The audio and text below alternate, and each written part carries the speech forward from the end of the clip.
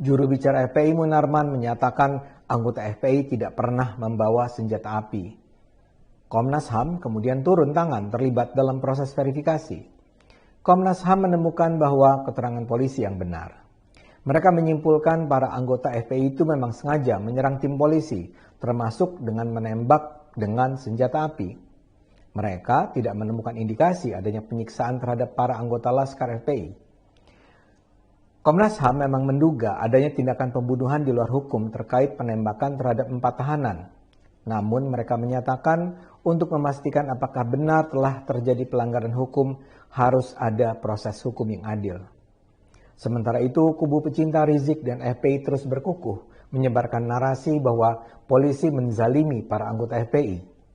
Mereka menggambarkan ke-6 anggota FPI yang tewas itu mati syahid dalam menegakkan jihad. Sejumlah tokoh membentuk tim pengawal peristiwa pembunuhan TP36 Laskar FPI. Mereka melakukan kampanye bahwa polisi melakukan pelanggaran HAM berat dengan membunuhi anggota FPI. 2 pekan lalu misalnya, mereka menemui Presiden Jokowi untuk menyatakan mereka yakin bahwa para polisi membunuh anggota FPI secara kejam. Lucunya, ketika dimintai bukti untuk mendukung keyakinan tersebut, mereka bungkam 1000 bahasa sehingga pertemuan hanya berlangsung 15 menit. Dalam konteks itulah kini 3 polisi yang menembak para anggota FPI kembali diperiksa. Ini semua demi kepastian hukum. Sebelumnya polisi sudah menetapkan ke-6 anggota FPI yang tewas sebagai tersangka, meski kemudian dengan segera dinyatakan perkaranya tidak akan dilanjutkan karena mereka memang sudah meninggal. Banyak yang nyinyir dengan langkah polisi tersebut.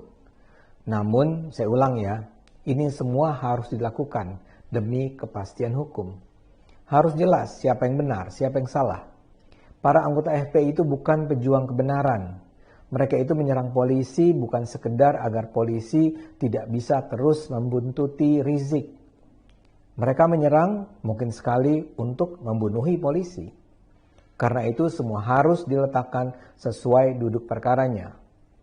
6 anggota FPI itu dinyatakan sebagai tersangka karena mereka diduga melakukan aksi kejahatan. Begitu pula pemeriksaan 3 polisi ini. Harus dipastikan secara hukum apakah tindakan mereka dibenarkan atau tidak secara hukum. Abdullah Hehamahua menantang polisi untuk bersumpah mubahalah. Namun, sumpah mubahalah tidak dikenal dalam hukum. Yang terpenting ada pemeriksaan secara bertanggung jawab, yang prosesnya berada di bawah pengawasan publik. Ketiga anggota polisi itu harus menjelaskan apa yang sebenarnya terjadi. Dan pihak-pihak yang berkepentingan bisa menilai validitas jawaban polisi tersebut.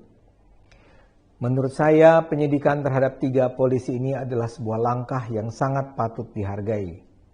Ini menunjukkan supremasi hukum berjalan di negara ini. Mari terus gunakan akal sehat, karena hanya bila kita gunakan akal sehat, negara ini akan selamat.